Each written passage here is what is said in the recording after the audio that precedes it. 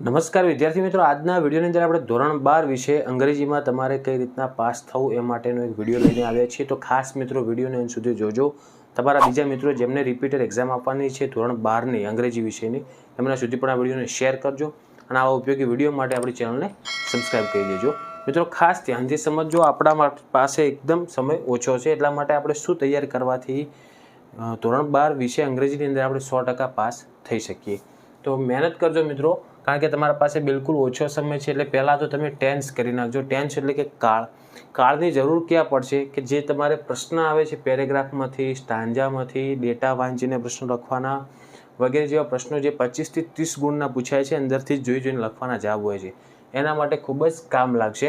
અને તમારે સૌથી મહત્ત્વના આ પ્રશ્ન છે, કારણ કે આરામથી 20 થી 30 ગુણની વચ્ચે તમે માર્ક્સ લાવી શકો જો તમને પરફેક્ટલી ટેન્સ આવડતો હોય તથા તમે પેરેગ્રાફ અને સ્ટાન્જા ઉપરથી પ્રેક્ટિસ કરશો તો પ્રશ્નોના જવાબ આપવાની તો તમને ખૂબ ફાયદો થશે. પછી તમારે ઈમેલ રાઇટિંગ આવતી હોય તો એ પણ 5 ગુણમાં તૈયાર કરી નાખવાની. શું કરવાનું મિત્રો, તમારે ફોર્મેટ તૈયાર કરવાની. અહીંયા જે એડ્રેસ આવે છે જેની આપણે ઈમેલ આઈડી જે લખતો હોય મોકલનારની ઈમેલ આઈડી આવશે. પછી આપણે સબ્જેક્ટ લખવાનો, કયા વિષય ઉપર તમે મૂકો છો તે, અને લાસ્ટમાં જે તમે મૂકતા હો તેમનું બંને એડ્રેસ આવતો હોય છે. એ રીતના તમારી ઈમેલની જે ફોર્મેટ આવે તમે યુટ્યુબ ઉપર સર્ચ કરશો ઈમેલ રાઇટિંગ તો તમને આરામથી મળી જશે. પછી આગળ આપણે ટ્રુ ફોલ્સ તમારે જેટલા પણ આવતા હોય એટલા, મેં જો કાઉન્સમાં લખ્યું છે બોનસ, એનું કારણ એવું છે કે ટ્રુ ફોલ્સમાં એવું હોય છે મિત્રો, ધારો કે તમારે 4 ટ્રુ ફોલ્સ પૂછાણા, તો 4માંથી 2 તો મિનિમમ જો ટ્રુ થશે અથવા 2 ફોલ્સ થશે. એટલે તમારે એના માટે શું કરવાનું, ટ્રુ ફોલ્સ એ રીતનું નહીં લખવાનું, કાં તો 4 તમારે ટ્રુ કરી નાખવાના અથવા તો તમારે 4 ફોલ્સ કરી નાખવાના, તો તમને 2 ગુણ તો એમાંથી આરામથી મળી જ જશે. ઓકે, તો બને એટલા ઘડી તમારે ફોલ્સ 4 કરી નાખવાના. પછી WH વાળા ક્વેશ્ચન તૈયાર કરવાના.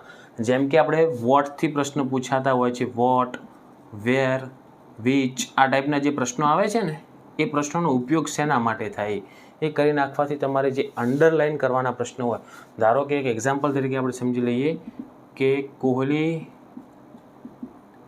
પ્લેડ વેલ. ધારો કે આ રીતનો પ્રશ્ન છે, કોહલી પ્લેડ વેલ, તો આપણે વેલની નીચે જો અંડરલાઇન કરેલો હોય તો વેલને પ્રશ્ન બનાવવો છે કે કોહલી ખૂબ જ સારું રમ્યો હતો. આ ભૂતકાળનું વાક્ય છે. તો આને પ્રશ્ન બનાવવા માટે આપણે પહેલાં શું આગળ આવશે, કેવું રમ્યો હતો, એટલે એના માટે હાઉ, ભૂતકાળ છે એટલે ડીડથી પ્રશ્ન પૂછે, હાઉ ડીડ કોહલી પ્લે. આ ટાઈપનું ઓપ્શન જે તમારા અંદર હશે ને, આના ઉપયોગ આવડતા હશે તો તમે આરામથી ચૂઝ કરી શકશો. એટલા માટે તમારે WH વાળા પ્રશ્ન કહી નાખવાના, એના પણ 4 ગુણ તમારે આવી જશે. પછી ફંક્શન કરવાના છે, ફંક્શન 9 ગુણમાં આવશે તમારે. હવે ફંક્શન આખા તમને એક વારમાં ના આવડે, એટલા માટે તમે શું કરજો, તમારા પાસે જે સોર્સ હોય, જે સોશિયલ મીડિયા એપ્લિકેશન તમે યુઝ કરતા હો, એમાં તમે આરામથી યુટ્યુબ ઉપર કે ગમે તેના ઉપર સર્ચ કરી અને કીવર્ડ્સ એમના તૈયાર કરી નાખજો. કોઈ બી ફંક્શન હોય, ધારો કે ડિસ્ક્રાઇબિંગ પર્સન, તો એના કીવર્ડ્સ શું આવતા હોય છે, જેમ કે હુ અથવા હુઝ, આ રીતના જે સો ધેટ, આ પ્રમાણે જે કીવર્ડ્સ હોય ને એ કીવર્ડ્સ તમારે તૈયાર કરી નાખવાના છે.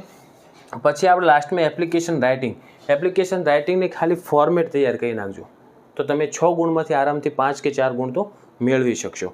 ફોર્મેટ તૈયાર કરી નાખવાની છે. એમાં તમારે જે સ્ટડી ડેટા હોય છે, તમે કયા વર્ષમાં કયું ભણ્યા, એ ટાઈપનું એક ઇઝી મેથડનું જ આવે છે. ફોર્મેટ પણ કોઈ એટલે હાર્ડ હોતી નથી, એ પણ તમે યુટ્યુબ ઉપર સર્ચ કરી અને જોઈ શકો છો અને શીખી શકો છો. હાલ નોટ કરી નાખો, તમારે ટેન્સ શીખવાનો છે, ઈમેલ રાઇટિંગ પૂછાતી હોય તો ઈમેલ રાઇટિંગ શીખવાની છે. ટ્રુ ફોલ્સનું તો તમને કીધું એમ શોર્ટ ટ્રિક વાપરી નાખવાની, બધા ફોલ્સ કરી નાખવાના. WH વાળા પ્રશ્નનો કઈ રીતનો ઉપયોગ કરવો, અથવા તમે એ રીતનું સર્ચ કરજો કે પેરેગ્રાફ પરથી પ્રશ્નોના જવાબ કઈ રીતના આપવા, એ જોઈ નાખજો. પછી તમારે ફંક્શનના કીવર્ડ કરી નાખવાના છે, ને એપ્લિકેશન રાઇટિંગની તમારે ફોર્મેટ તૈયાર કરી નાખવાની છે. આ રીતની તૈયારી કરશો તો લગભગ મિત્રો તમે 100% પાસ થઈ જશો. સારી મહેનત હશે, સારી તૈયારી છે, તમે 100% પાસ થઈ શકશો. પછી એક એટલું યાદ રાખવાનું મિત્રો કે કોઈ પણ પ્રશ્ન તમારે કોરો નહીં મૂકવાનો, જે આવડે તે લખવાનું, 100 ગુણનું પેપર લખી નાખવાનું.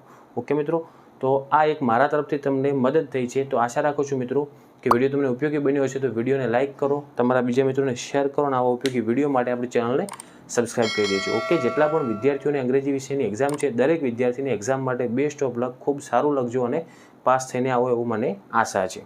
ઓકે, હવે મળીશું મિત્રો આપણે નેક્સ્ટ વિડીયોમાં. Thank you so much for watching my videos. Thank you so much.